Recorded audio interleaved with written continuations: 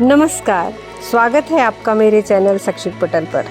16 सोमवार पवित्र माह सावन में भगवान शिव की कृपा पाने के लिए 16 सोमवार व्रत का विधान शास्त्रों में बताया गया है। इसे संकट सोमवार व्रत भी कहा जाता है। यह व्रत लगातार 16 सोमवार किया जाता है बिना टूटे और इसकी शुरुआत श्रावण माह के शुक्ल पक्ष में आने वाले पहले सोमवार से की जाती है। इस दिन से 16 सोमवार व्रत प्रारंभ करके 16 सोमवार को व्रत रख के शिव जी माता पार्वती जी की पूजा की जाती है।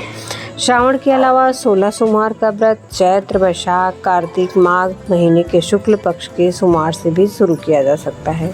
शास्त्रों का कथन है कि इस व्रत को 16 सोमवार तक श्रद्धापूर्वक करने से सभी मनोकामनाएं पूर्ण होती हैं। 16 सोमवार व्रत को संकट सोमवार व्रत भी कहते हैं। इस व्रत को मुख्यतः किसी बड़े संकट से छुटकारे के लिए संकल्प लेकर किया जाता है। यदि आप आर्थिक रूप से बुरी तरह संकट में फंसे हुए हैं, घर परिवार में कोई न कोई लगातार गंभीर रोगों से पीड़ित हो रहा है, परिवार पर एक के बाद एक लगातार संकट आ रहे हैं, तो यह व्रत अवश्य करना चाहिए। इसके अलावा जिन युवतियों का विवाह नहीं हो पा रहा है, किसी न किसी कारण से विवाह तय नहीं हो पा रहा है, उन्हें भी 16 सोमवार का व्रत करना चाहिए। पारिवारिक जीवन कलहपूर्ण है, आपस में मतभेद है, तो भी 16 सोमवार व्रत करना चाहिए। अब आइए जानते हैं 16 सोमवार व्रत की विधि। शास्त्रों में बताई विधि के अनुसार 16 सोमवार व्रत प्रारंभ करने के लिए श्रावण माह के शुक्ल पक्ष में आने वाले पहले सोमवार को चुना जाता है। इस दिन प्रति सूर्योदय पूर्व उठकर स्नान आदि से निवृत्त होकर शिव जी की पूजा करें। अपने संकट से मुक्ति के लिए भगवान शिव जी के सामने 16 सोमवार व्रत करने का संकल्प ले। इसके बाद दिन भर अन्न जल ग्रहण ना करें। शाम को आधा सेर गेहूं के आटे का चूरमा बनाए शिव जी की पूजा करें। पूजा में बेलपत्र, आंकड़े के फूल, धतूरे आदि अर्पित करें। चूरमा भगवान शिव जी को चढ़ाए और फिर इस प्रसाद के 3 भाग करें। एक भाग के रूप में लोगों को बांटे, दूसरा गाय को खिलाए और तीसरा हिस्सा स्वयं खाकर पानी पिए। इस विधि से 16 सोमवार करें। 17वें सोमवार को 5 सेर गेहूं के आटे की बाटी का चूरमा बनाकर भोग लगाकर प्रसाद बांट दें। फिर परिवार के साथ प्रसाद ग्रहण करें। ऐसा करने से शिव जी सारे मनोरथ पूर्ण करते हैं। जिस संकट के समाधान का संकल्प लेकर व्रत किया जाता है वह अवश्य दूर होता है। आइए सुनते हैं 16 सोमवार व्रत कथा। एक बार भगवान शिव जी पार्वती के साथ भ्रमण करते हुए मृत्युलोक की अमरावती नगरी में पहुँचे। उस नगर के राजा ने भगवान शिव का एक विशाल मंदिर बनवा कर रखा था। शिव और पार्वती उस मंदिर में रहने लगे। एक दिन पार्वती ने भगवान शिव से कहा, हे प्राणनाथ, आज मेरी चौसर खेलने की इच्छा हो रही है। पार्वती की इच्छा जानकर शिव पार्वती के साथ चौसर खेलने बैठ गए। खेल प्रारंभ होते ही उस मंदिर का पुजारी वहां आ गया। माता पार्वती जी ने पुजारी से पूछा, हे पुजारी जी, यह बताइए कि इस बाजी में किसकी जीत होगी। ब्राह्मण ने कहा, महादेव जी की। परंतु चौसर में शिव जी की पराजय हुई और माता पार्वती जीत गईं। तब ब्राह्मण को उन्होंने झूठ बोलने के अपराध में कोढ़ी होने का शाप दे दिया। शिव और पार्वती उस मंदिर से कैलाश पर्वत लौट गए। पार्वती जी के शाप के कारण पुजारी कोढ़ी हो गया। नगर के स्त्री पुरुष उस पुजारी की परछाई से दूर रहने लगे। कुछ लोगों ने राजा से पुजारी के कोढ़ी हो जाने की शिकायत की तो राजा ने किसी पाप के कारण पुजारी के कोढ़ी हो जाने का विचार कर उसे मंदिर से निकलवा दिया और उसकी जगह दूसरे ब्राह्मण को पुजारी बना दिया। कोढ़ी पुजारी मंदिर के बाहर बैठकर भिक्षा मांग ले। कई दिनों पश्चात स्वर्गलोक की कुछ अप्सराएं उस मंदिर में पधारी और उसे देखकर कारण पूछा। पुजारी ने निसंकोच ने भगवान शिव और पार्वती जी के चौसर खेलने और पार्वती जी के शाप देने की सारी कहानी सुनाई। तब अप्सराओं ने पुजारी से 16 सोमवार का विधिवत व्रत रखने को कहा।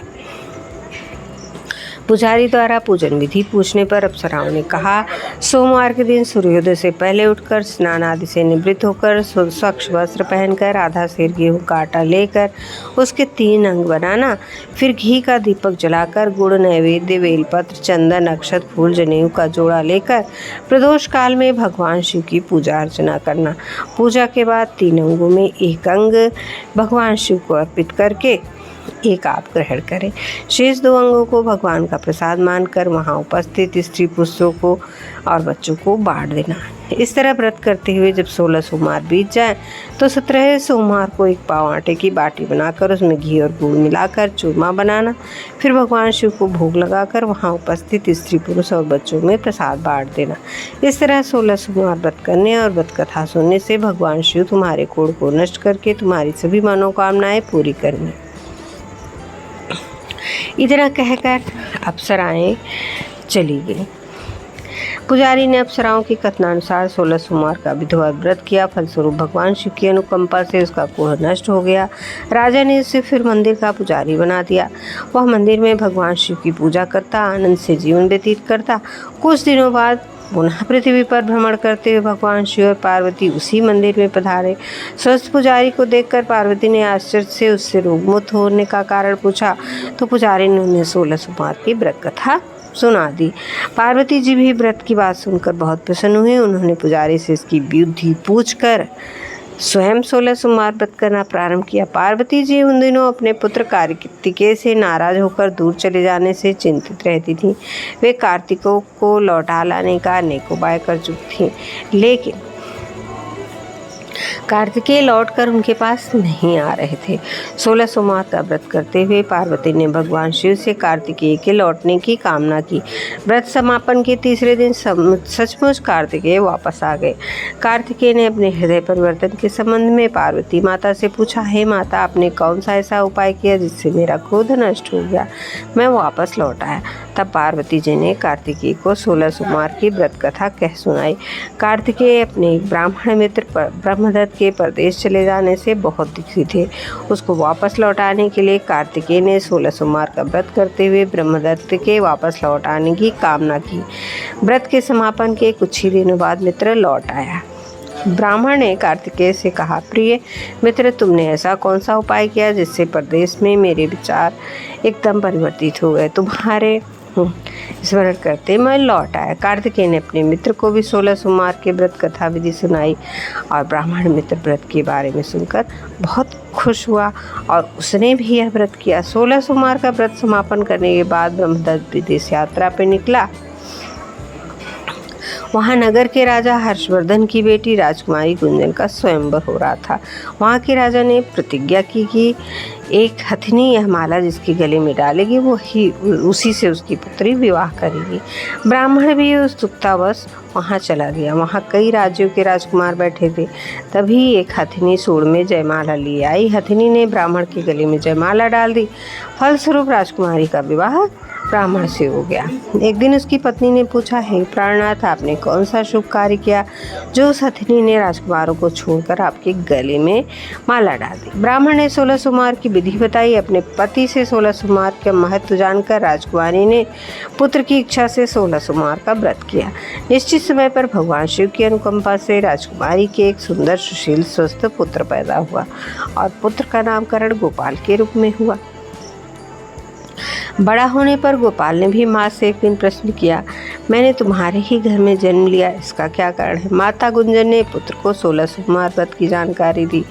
व्रत का महत्व जानकर गोपाल ने भी व्रत करने का संकल्प किया। गोपाल जब 16 वर्ष का हुआ तो उसने राज्य पाने की इच्छा से 16 सोमवार व्रत किया। व्रत समापन के बाद गोपाल घूमने के लिए समीप के नगर गया। वहाँ के वृद्ध राजा ने गोपाल को पसंद किया। बहुत धूमधाम से अपनी पुत्री राजकुमारी मंगला का विवाह गोपाल के साथ कर दिया।